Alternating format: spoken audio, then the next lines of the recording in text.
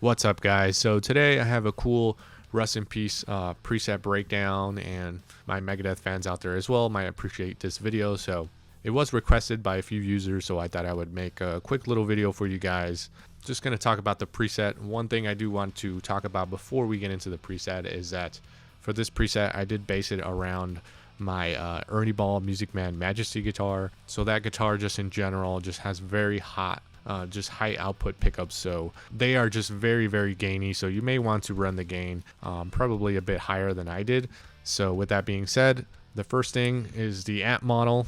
What you guys heard in the beginning was just a double tracked some riffage on the Rust in Peace kind of stuff. I can't be too accurate with the actual playing or the tempos and that kind of thing, because when you kind of get into that territory, it's very easy for your videos to get demonetized, blocked, copyrighted, and that kind of stuff. So we're trying to avoid that. So here I decided to use the Bognerfish Strato. So that's pretty much just, it's an amp model that's replicating the Bognerfish preamp and the Strato channel of that particular preamp. There's that kind of whole rumor that they use some of the early kind of Bogner preamp stuff, which would have included like the Bogner Triple Giant, which is very likely that they could have used, because we did see that they had these preamps in their racks and stuff and were using them at the time. And they also, the a little bit later kind of Bognerfish could have been some kind of early version of that they had in the studio or something. That's a preamp that came out a little later, but the preamps are pretty similar.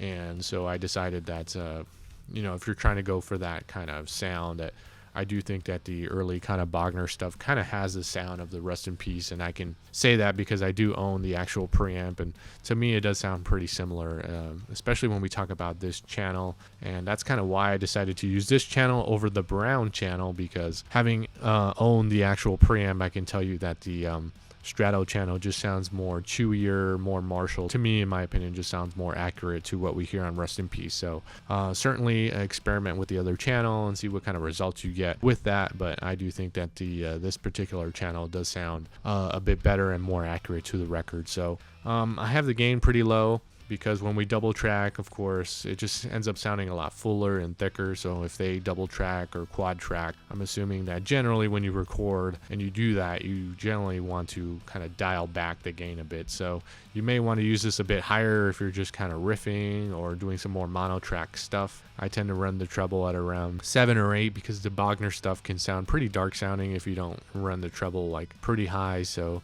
mids, I do think the preamp sounds pretty good when you have the mids at around 4 or 5. So that's kind of where I have it. And bass, I think you want to run that again lower, because I do feel that the record is pretty kind of aggressive and tight sounding. So you don't want too much bass, because then sometimes you can get that more flubby kind of sound that you don't want. So, and I do think the model is pretty accurate to the actual preamp, so I will give credit to the Axe-Fx crew because it is pretty accurate. So now we're talking about the cab. I decided to just use a factory one. So the IR block that we are using is just a factory one, so I could share it with you guys without any issues of, you know, copyright stuff and not being able to share it. So factory greenback cab, because I'm assuming that that's maybe something they would have used during the recording of this album. They could have used a V30 cab or a greenback cab, because that's kind of what was popular during the time. So just decided to use this one. I thought it sounded pretty good. I do have a parametric EQ block. I do think that this block is pretty important, because I did analyze some of the frequencies of the record and just studying some of the isolated tracks, and I do see that there's definitely a boost in some of the higher frequencies around 10K. That's pretty common in a lot of recordings, that just kind of boost that you see a lot. And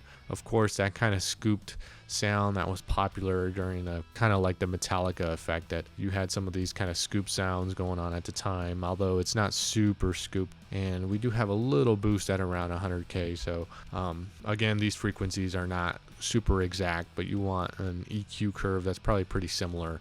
And I do have another EQ block, but this EQ block I always like to add at the end of my chains. So when I share my presets, that you guys, you know, at your guys' studios or whatever, can kind of just use this block to adjust any kind of frequencies that you feel are too, you know, for example, if you get the preset and you feel it's too dark, and then you can brighten it up very easily. Or if you feel it's got too much low end, then you could cut a little bit. So not really doing anything here in this case, but it's just for people when they download the preset, of course, and use it with their guitar and their whole setup, that they might want to make some adjustments here. So that's kind of what this block is for. So let's go ahead and just riff on some Rest in Peace stuff just in mono, so you guys can hear what it sounds like. And that'll be pretty much the video. I will try to play some of the riffs from the record, but keep in mind that, of course, I can't play too many of them or play them too accurately because we're trying to avoid copyright, so just keep that in mind.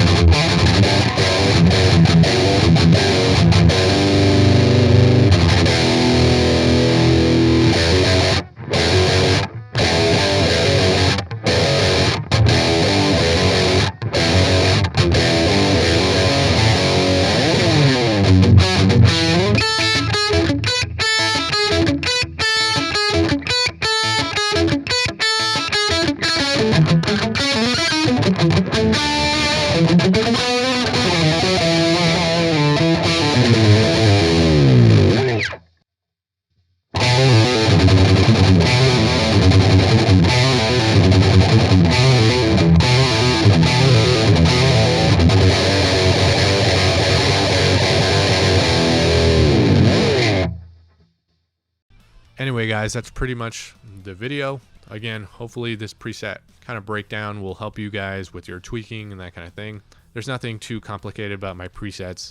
You could literally just watch the video and recreate it yourself. So you could also do that, or any questions about this tone or something, I'm happy to help. So if you like this video, consider subscribing, leave it a like, comment if you have any questions, and hopefully, guys, we will see you in the next video.